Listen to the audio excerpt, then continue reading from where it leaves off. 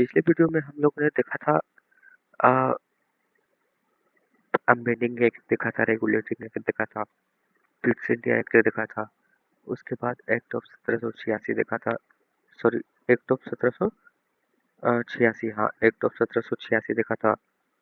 तो आज हम देखने वाले हैं चार्टर एक्ट। तो चार्टर एक्ट देखने से पहले आज हम देखते हैं चार्टर एक्ट जो होता है ना, वो चार्टर एक्ट चार तरह से, चार एक्ट,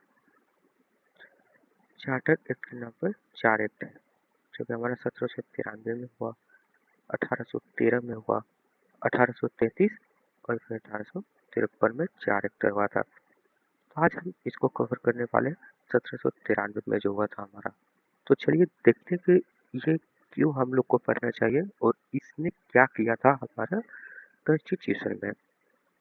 तो दिस इज द फीचर, ये हमारा एक्ट का फीचर है। ये 1793 में हुआ। सबके लास्ट में ये तीन आते हैं। देखिए यहाँ पे, हाँ, सबके लास्ट में ये तीन आते हैं, ठीक है। और 20 साल के अंतराल, पहले 10 साल का था, फिर 20 साल और 20 साल, चार टोटल आ गया। तो it extend the governing overriding power given to lord Cornwallis over his council. मतलब जो काउंसिल हमारा लॉर्ड कॉर्नवालिस का काउंसिल था ना, उसका बहुत सारा पावर बढ़ा दिया गया। इन द सेंस कि जितने भी गवर्नर जनरल थे, all future governor general and governor presidency, मतलब प्रेसिडेंसी के जितने भी गवर्नर जनरल थे, उन सभी से पावर लॉर्ड कॉर्नवालिस का बढ़ा दिया गया। ये पहला एक्ट था।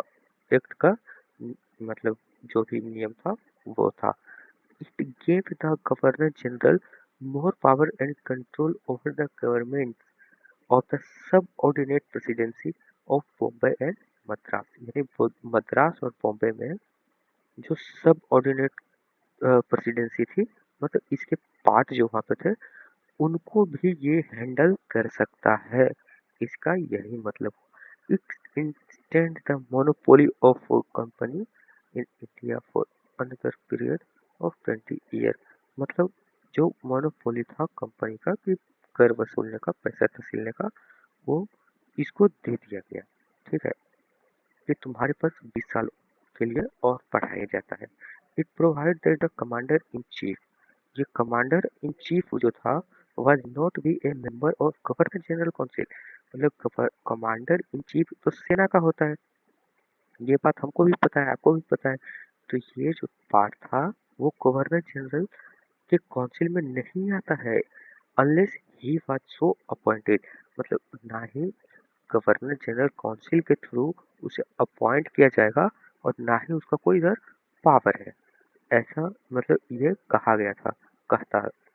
It led the member of board of control and their staff there has paid, हाँ, मतलब कहा जाता कि इसका जो भी स्टाफ था, जो भी यहाँ के मेंबर थे बोर्ड ऑफ काउंसिल के, बोर्ड ऑफ कंट्रोल के, वो उसको इंडियन पैसे में ही पे करना है। मतलब इंडिया से जो भी पैसे लिया था ना, उसको उसी में पे कर देना है।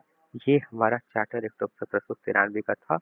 इसके बाद जो होता है ना, वो मतलब चार्टर एक्ट बना देता है कि जितने भी पावर है वो सारा गवर्नर जनरल के पास है, और छोटे छोटे हिस्सों को भी दे दिया जाता है, जैसे मिलिट्री को दे दिया जाता है, और उसके सबऑर्डिनेट जो थे उनको दे दिया जाता है पावर, कि आप भी अपने पावर का इस्तेमाल करो और लोग से पैसे लो।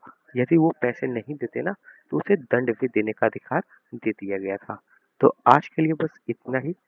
मिलते हैं हम फिर एक नई वीडियो में, इसके नेक्स्ट पार्ट में। चार्टर एक चार टर्म का था, 1793 में हुआ, 1813, 1833 और 1858, सॉरी, 53, 53 में जाके ये खत्म हुआ चार्टर एक्ट। उसके बाद 1857 में हमारी क्रांति हुई थी, जो कि फर्स्ट स्वतंत्रता क्रांति के नाम से जाना जाता है। उसके बाद फिर हमारा आगे बढ़ गया था गाड़ी, लड़ाई झगड़ा और स्वतंत्रता के तरफ। तो ठीक है, धन्यवाद।